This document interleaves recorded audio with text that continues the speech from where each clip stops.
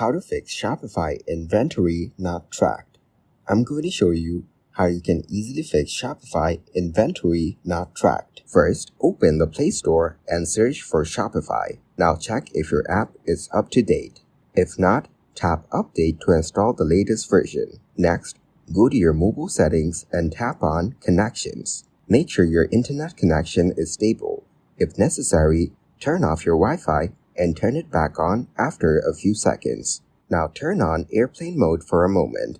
Then turn it off and reconnect to your Wi-Fi. After that, go back to the settings and tap on Apps. Scroll down to find Shopify, then tap on it. Now tap on Storage. Then tap on Clear Cache. Next, tap on Clear Data to remove any residual data.